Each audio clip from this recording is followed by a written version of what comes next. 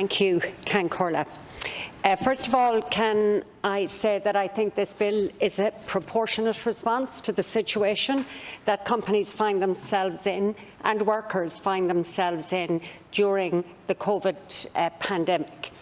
We have had no pre-legislative scrutiny, but there has been widespread consultation, and I think in that context, we as a Parliament have to act quickly, so I think it is a proportionate response to support this bill. Now, the provisions in the bill allow companies to hold their AGMs electronically in a suitable venue. It also allows for an extension of the time period to 150 days for presentation of a report by an examiner to the High Court. And this is important because it will give companies the opportunity to restructure their business. Also, workers will not have to get High Court approval before enforcing employment rights complaints when a company is being wound up. And also, there's an increase from 10 or 20,000, depending on the context, to 50,000 before a statutory demand can be issued. So, in that context, and in the context of fairness and efficiency, I support this bill. Now, while these provisions are important, they form part of a bigger picture of supports for workers and businesses.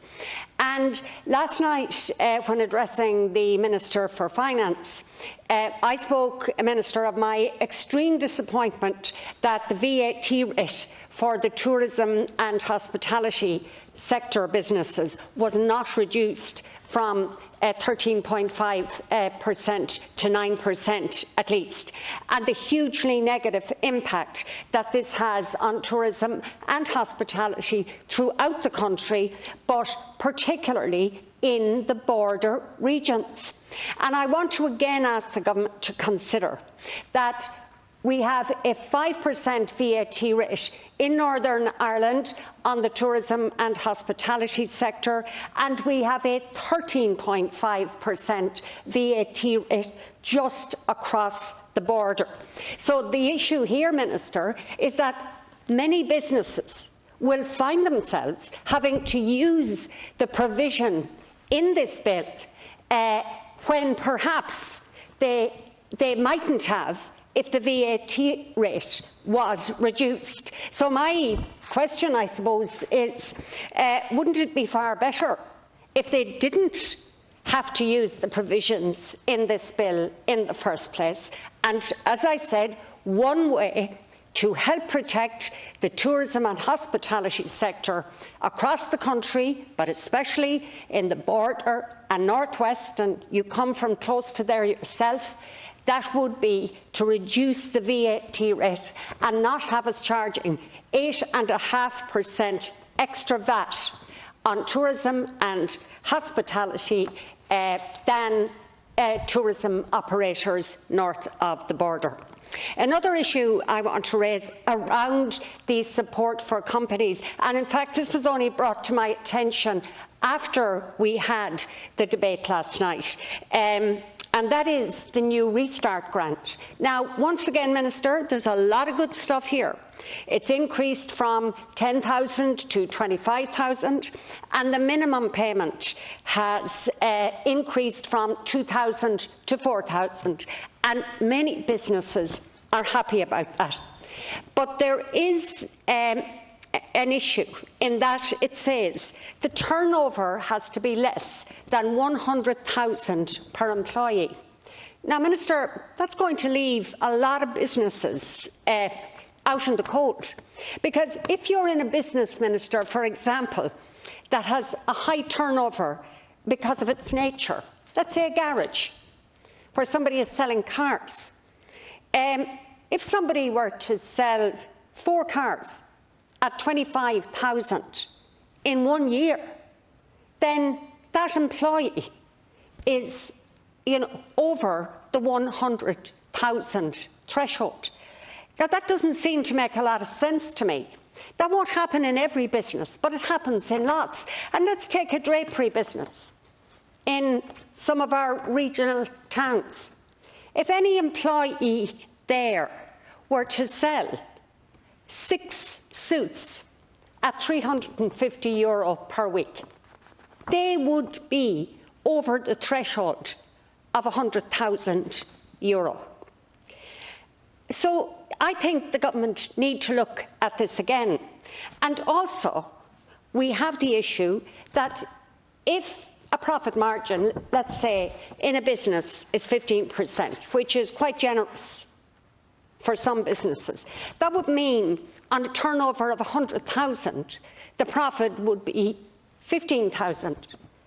You couldn't employ somebody for 15,000, even if you paid them the minimum wage. By the time you paid PRSI, etc. So I just think somebody did a bit of multiplication and division here, but didn't actually work out how this would impact businesses on the ground. Corlett, can I ask, am I sharing this time or? Floor completely, and you have 4.5 minutes left. Okay. Yeah. I had expected to share, but that's okay. So, Minister, I would seriously ask you to consider this, because I know it's not your area, and the bill that you are putting in front of us here today is a really important bill. But your bill is the second or third step in this process. And what I'm asking the government to do today is look at the first steps in this process, so that fewer and fewer people or companies find themselves having to use the provisions in this bill. As well as that, Corlett, saying that I have the floor unexpectedly for a little bit of extra time, I just want to put on the record of the House my very serious concerns about an agreement that has been reached in regard to the rota of speaking time in this House. Because there is no other opportunity to discuss this, because we will vote on it this evening without debate, I want to raise this issue. And the issue that I'm raising is not about the amount of time, because the DeHunt system is being used and there's an element of fairness in that. But the issue that I want to raise is about the rota and how one speaker follows another. Now, I've said this before, but I had the opportunity to spend 15 years in the European Parliament, and we used the DeHunt system strictly. And in that instance, we had the largest group followed by the next, right down to the very smallest group, one after the other. And then after that, the rota system kicked in. And I mean, there are members in this House, in Sinn Féin, for example. Mary Lou MacDonald was in the Parliament at that time. We could just avoid mentioning the names, the Deputy, and just the issue. No, I'm new. Apologies. Yeah. I sincerely apologise. But to say there are members in this House who were in the European Parliament at that time, and several, actually. I was going to mention them all, not just one, but I won't, as the Chair has asked me not to. And they will know that no matter what group they were in, right down to the smallest group, and some people were in quite small groups, that they got an opportunity in the rota system to speak when the turn came. In other words, largest group followed by next, largest followed by next. So in this House, that would be government, Sinn Féin, the various parties, right down to the three independent groups. And after that, the rota would start. So my issue here is that we can't pick and choose. This isn't an a la carte DeHunt for Dáil Éireann, unless we say it is, and then it's not reform.